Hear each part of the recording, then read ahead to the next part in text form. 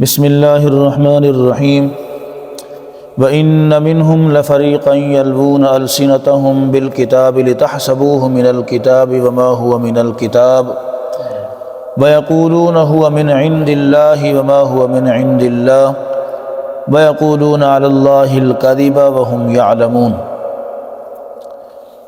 وَإِنَّ مِنْهُمْ اور انہی اہل کتاب میں سے کچھ لوگ ایسے ہیں یلوون السنتہم بالکتاب، کتاب یعنی تورات کی انجیل کی تلاوت کرتے ہوئے وہ اپنی زبانوں کو موڑ لیتے ہیں۔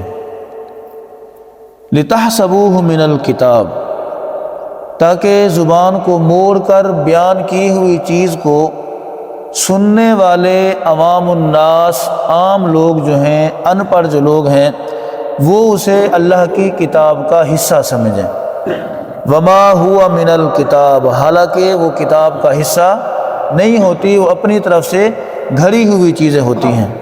وَيَقُولُونَ هُوَ مِنْ عِنْدِ اللَّهِ، اور پھر وہ لوگوں سے کہتے ہیں کہ یہ بھی اللہ کی طرف سے ہے، یہ بھی اللہ کا حکم ہے۔ وما هُوَ مِنْ عِنْدِ اللَّهِ، حالانکہ وہ اللہ کا حکم نہیں ہوتا، وہ ان کی اپنی ذاتی افتراء ہوتی ہے، جھوٹ ہوتا ہے۔ وَيَقُولُونَ عَلَى اللَّهِ الْكَذِبَ، اور فرمایا یہ لوگ اللہ رب العزت کے اوپر جھوٹ بولتے ہیں، افتراء بازی کرتے ہیں۔ وَهُمْ يَعْلَمُونَ، اور یہ سب کچھ وہ جان بوجھ کر رہے ہوتے ہیں۔ ایسا نہیں ہے کہ انجانے میں ہو گیا، غلطی سے ہو گیا، پورے پلان کے تحت، پوری منصوبہ بندی کے تحت وہ سب کچھ کرتے ہیں۔ تو اس آیت مبارکہ کے اندر یہود کی ایک اور بری خصلت کو بیان کیا جا رہا ہے، اور وہ یہی ہے جیسے ہم نے فجر کی نماز کے اندر ابھی پڑھا، فَوَيْلٌ لِّلَّذِينَ يَكْتُبُونَ الْكِتَابَ بِأَيْدِيهِمْ ثُمَّ يَقُولُونَ هَٰذَا مِنْ عِنْدِ اللَّهِ، اللہ نے فرمایا ہلاکت ہے، بربادی ہے، تباہی ہے ان لوگوں کے لیے جو اپنے ہاتھوں سے لکھتے ہیں اور اپنے ہاتھوں سے لکھنے کے بعد پھر لوگوں سے کہتے ہیں یہ اللہ کی طرف سے،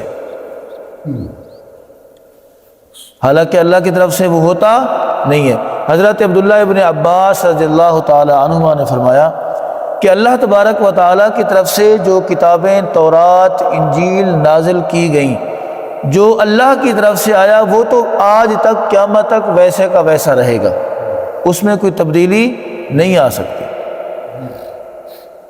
بعد میں لوگوں نے تفسیر کے نام پر، ترجمے کے نام پر، تشریح کے نام پر جو تبدیلیاں کی، اور پھر اسے لوگوں کو بتایا کہ یہ اللہ کی طرف سے، یہ اللہ کا کلام ہے، اس کے اندر تبدیلی موجود ہے، ورنہ جو اللہ رب العزت نے نازل فرمایا وہ قیامت تک ویسا کا ویسا رہے گا، اس کے اندر کوئی تبدیلی نہیں آ سکتی۔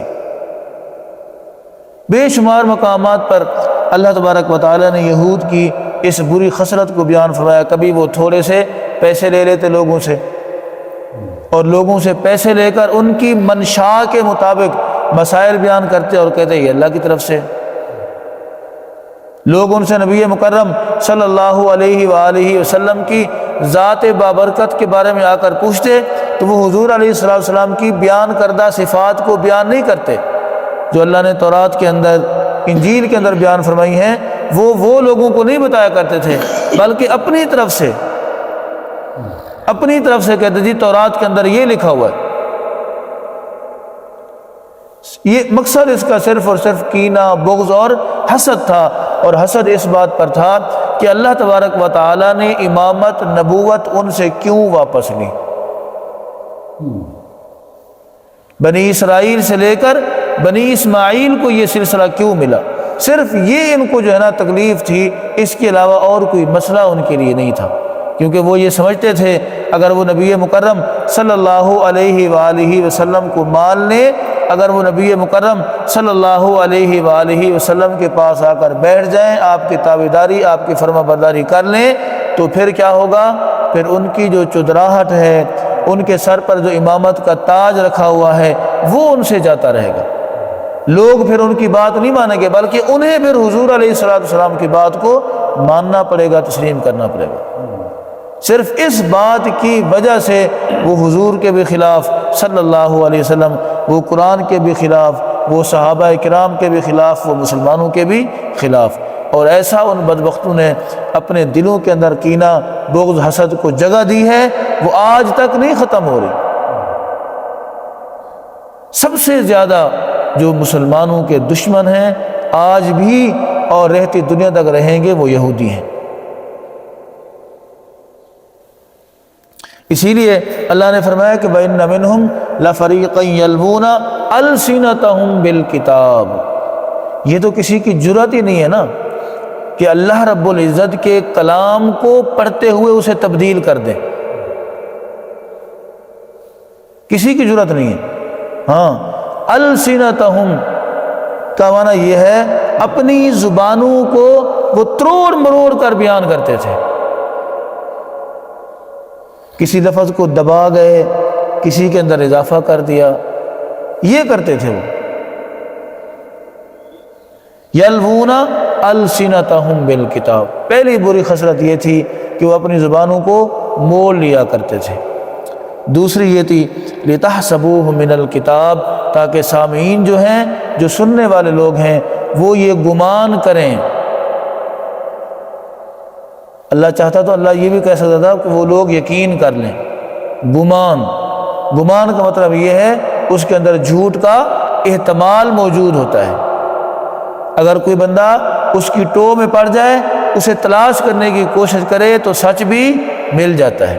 لتحسبوہ من الکتاب، تاکہ لوگ یہ گمان کریں، لوگ یہ سمجھنے لگ جائیں کہ یہ بھی کیا ہے، اللہ کا کلام ہے۔ جیسے آج عجم کے مسلمانوں کا، عرب کی بات نہیں ہے کیونکہ عرب تو وہ صاحب لسان ہے، عربی ان کی مادری زبان ہے۔ جو اجمی لوگ ہیں، ہم پاکستانی، بنگلہ دیشی، انڈین، یہ اجمی لوگ ہیں، افغانی، تو ان لوگوں کے سامنے اگر کوئی بندہ عربی کی عبارت پڑھے، کوئی بھی عبارت پڑھ لے، اور وہ ان سے کہے کہ جی یہ قرآن ہے، اگر انہوں نے قرآن پاک پڑھا ہوا نہیں ہے تو یہ سمجھے کہ واقعی بھی یہ قرآن پڑھ رہے ہیں۔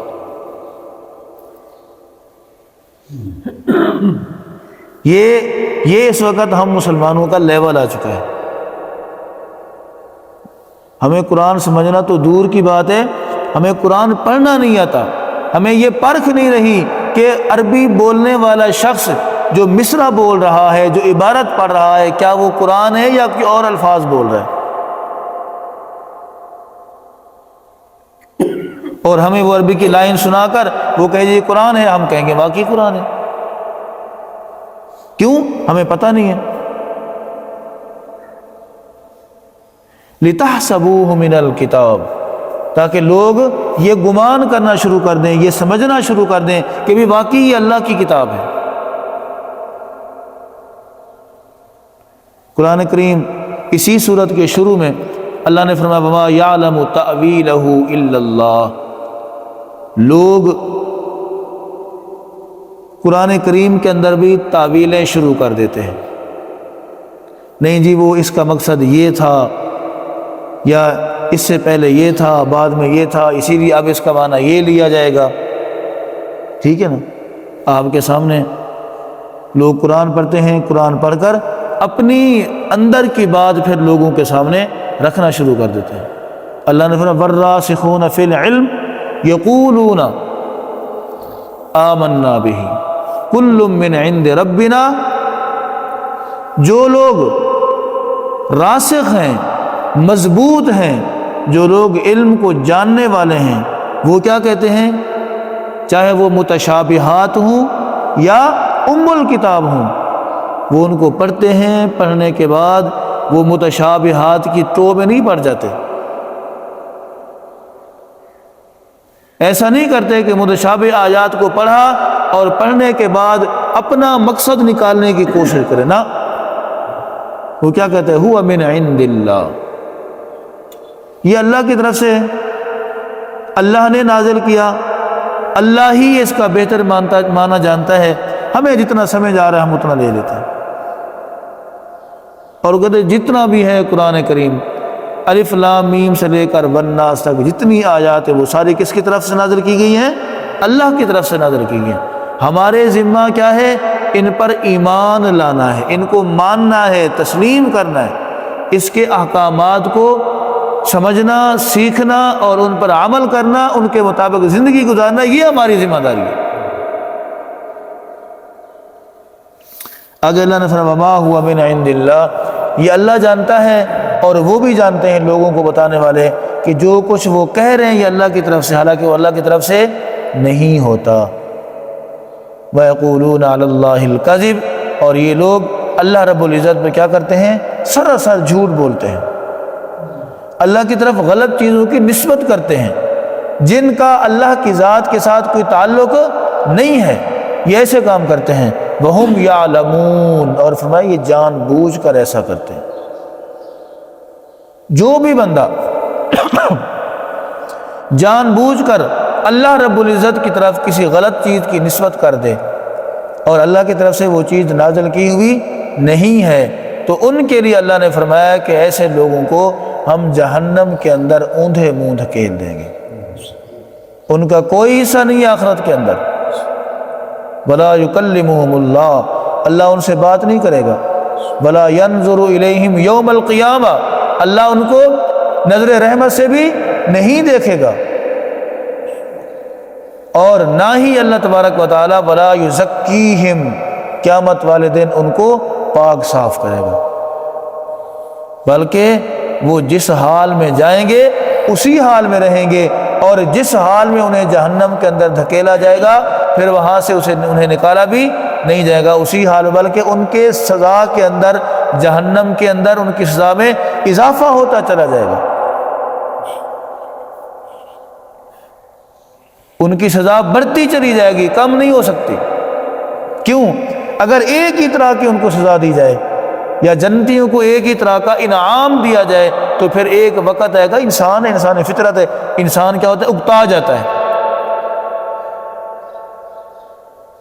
اگر جہنمیوں کو ایک طرح کی سزا دی جائے تو پھر ایک وقت آئے گا جہنمی اس کا عادی بن جائے گا۔ اللہ تبارک و تعالیٰ جہنمیوں کی سزا کے اندر اضافہ فرماتا جائے گا، نت نئی سزائیں ان کو ملتی جائیں گی، اور اسی طریقے سے جو جنت میں جائیں گے ان کی نعمتوں میں اضافہ ہوتا جائے گا، انہیں نت نئے طریقے سے اللہ تبارک و تعالیٰ انعامات سے نوازتا چلا جائے گا۔ تو اسی لیے میرے بھائیوں، یہ ہماری ذمہ داری ہے بحیثیت مسلمان، ہم قرآن کریم کو سیکھیں، سمجھیں، اور سمجھنے کے بعد اس کے مطابق اپنی زندگی گزاریں، اپنے آپ کو قرآن کریم کی تعلیمات کا پابند کریں، تاکہ دنیا بھی ہماری کامیابی کی طرف جائے اور آخرت کے اندر بھی اللہ رب العزت ہمیں کامیابی عطا فرمائے۔ وآخر دعوانا ان الحمد للہ رب العالمین۔